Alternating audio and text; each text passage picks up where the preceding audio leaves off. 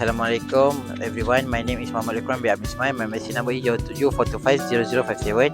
Today we are going to tell you about case of study that is diabetic foot ulcer. Hi guys, my name is Noshoida binti Roslan. My metric number is 0132. Hello guys, my name is Anijan binti Azhar. My metric number is 017. Calling my next teammates. Hello, my name is Fazlina Amira. My metric number is U4250137. So my next teammate. Okay, Assalamualaikum. My name is Nur Fatin binti Abdullah. My metric number is 0142.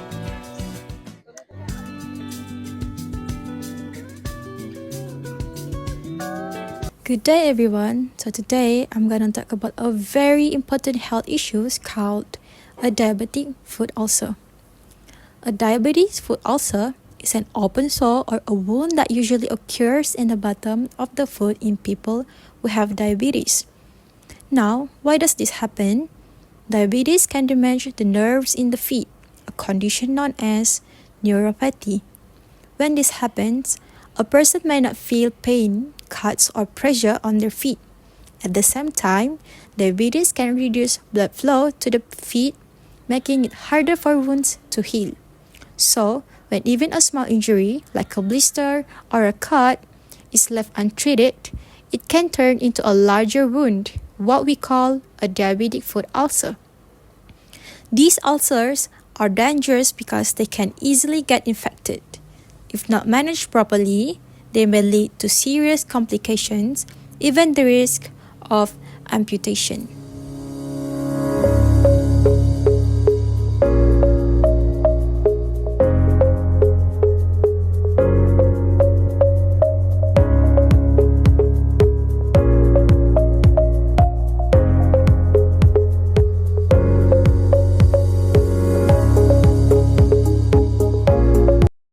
Okay guys, so now I'm going to tell you about defined disease of care of patient with diabetic foot ulcer. Okay, a diabetic foot ulcer is an open sore or wound that occur in individual with diabetes. Typically on the bottom of the foot, a care plan for a patient with a diabetic foot ulcer involves a comprehensive multidisciplinary approach focused on wound healing, infection prevention, and long-term prevention of recurrence.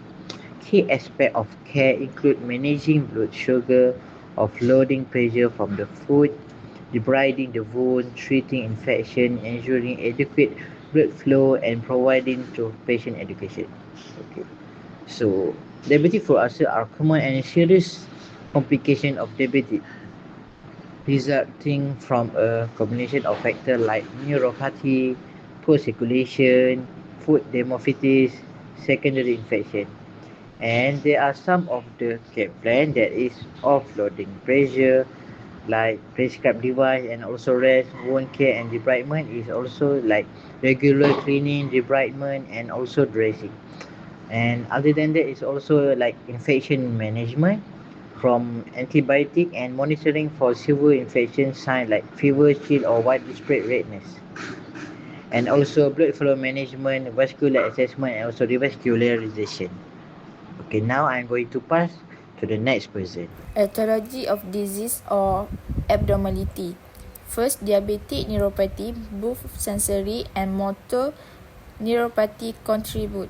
Sensory neuropathy diminishes pain perception, making patient unaware of minor injuries or pressure points. Motor neuropathy can lead to foot deformities, altering pressure distribution.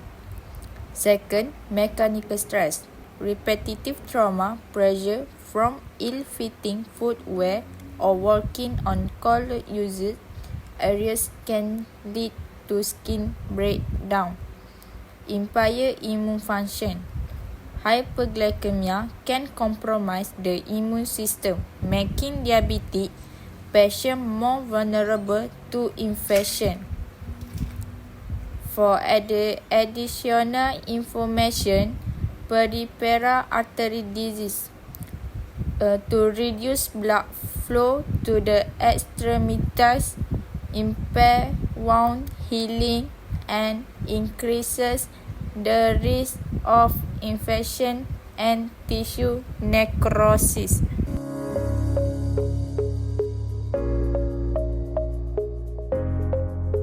Okay, now I will continue to explain about clinical medication of the disease of patient with diabetic foot ulcer. Diabetic foot ulcer develop mainly because diabetic damage neuropathy causing that patient will lose feeling in their feet and them will not notice some small cuts and blisters. So, because that diabetes happen will reduce their blood flow to the feet and slowly wound healing. For the example, patient may step on a small blade without feeling it, and a sore can develop on the sole of the foot over time. This ulcer often appear as open wound with surrounding thickness or collapsing skin and may be painless due to nerve damage. If left untreated, the ulcer can become infected, leading to the redness, swelling, pus, and sometimes the patient will fever. Managing a diabetic foot ulcer, including cleaning the wound gently with saline to remove dead skin tissue, through debris means to applying moist dressing like hydrocolloids to promote healing antibiotics. If infection is present, offloading pressure from the wound site critically might mean using a special shoes or a total contact cast so the patient does walk directly on ulcer heal will be faster. Good blood sugar control as is external because high glucose level impair immune function and wounds repair. Patients should be educated to check their feet daily for any injuries, to keep their feet clean and dry, to avoid walking barefoot and report any new wound immediately. For increase, a patient who regularly inspects their feet might notice a small blister early and quit the treatment before its runners. Overall, a communication wound care, infection control, fragile relief, and education is vital to prevent complications such as granite or amputations. In the conclusion, patients with diabetic foot ulcer typically present with complication of local wound change, neuropathic deficiency, and vascular insufficiency that contributed to poor healing and increased risk of infection. The loss to protective function, impaired circulation, and delayed wound repair often masks early morning signs, allowing ulcer to progress silent until complications such as necrosis, gangrene, or systematic infection occur. Recognizing this manifestation early is critical for promote management and prevention of a limb-threatening outcomes. Guys, so we will back again. So now I'm going to explain you about state the investigation specific for the disease, that is diabetic foot ulcer. Okay, now I'm going to tell you guys that a comprehensive investigation into a diabetic foot ulcer is a multi-phase process focusing on three critical components. There is infection, vascular status, and neurological health. To assess for infection, a deep tissue wound culture obtained after debridement is the gold standard for identifying the specific pathogens responsible. Superficial swabs are often unreliable due to a contamination by skin flora. In conjunction, a physical probe to bone test offers a simple but highly specific clinical indicator for underlying osteomyelitis and blood tests, including a complete blood count, CBC, and inflammatory markers like C creative protein, that is CRP, and and erythrocyte sedimentation rate ESR provide evidence of systemic or bone infection. Imaging plays a crucial role, beginning with plain radiographers to check for bone destruction. Foreign bodies or soft tissue gas, although finding may be delayed.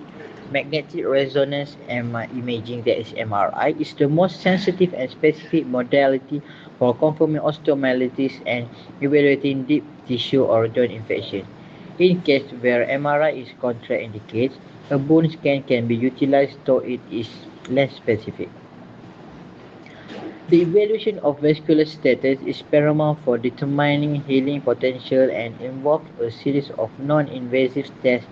The ankle brachial index (ABI), which compares ankle and arm blood pressure, is a standard tool, but its reliability can be limited in diabetic patients with calcified arteries. More dependable alternatives include toe brachial index (TBI) and toe pressure, which measure blood flow in the less calcified digital arteries. This can be supplemented by Doppler ultrasonography to visual arteries blockage and transcutaneous oxygen measurement (TCPO2) to assess skin oxygen tension. With low level indicating poor perfusion, for patients requiring revascularization, conventional angiography is necessary to map the extent of arterial disease. Neurological examination is essential for assessing peripheral neuropathy, a primary attributor to ulcer development. The monofilament test is a simple bedside procedure to check for loss of protective sensation, while a tuning fork and vibration perception threshold (VPT) test assess vibratory sense, which is also commonly impaired. Furthermore, a comprehensive diabetic foot exam evaluates foot deformities, Charcot orthopathy, hammers and claw toes, skin integrity, and footwear issues that may cause abnormal pressure point and lead to ulceration. Beyond this specific test, a general medical assessment, including a comprehensive metabolic panel for renal function and a hemoglobin A1C in HbA1c for long-term glycemic control, is conducted to inform overall treatment and prognosis. In some instances, a bone biopsy may be required for definitive diagnosis of osteomyelitis, and a skin biopsy may be considered for chronic non-healing wound to rule out malignancy or other condition. That's all from me. Now I'm going to pass to the next person. Medical treatment for the disease. Treatment aims to promote healing, prevent infection, and manage underlying condition. First, wound care. Debridement of necrotic tissue, regular cleaning, and appropriate dressing to maintain a moist wound environment. Infection control. Antibiotic based on culture result if infection is present. Glycemic control, strict blood sugar management to optimize healing. For additional information is offloading, reducing pressure on the ulcerated area using specialized footwear, casts or crutches. I'm gonna talk about the nursing diagnosis that impaired skin integrity related to decreased blood supply and prolonged pressure as evident by presence of foot ulcer. So, the investigation wound swab culture and sensitivity. The rationale is to detect bacterial infection. So next, blood glucose level. That's you can see FBS, HbA, 1c. That's mean hemoglobin A1c. The rationale is to assess glycemic control that affect wound healings.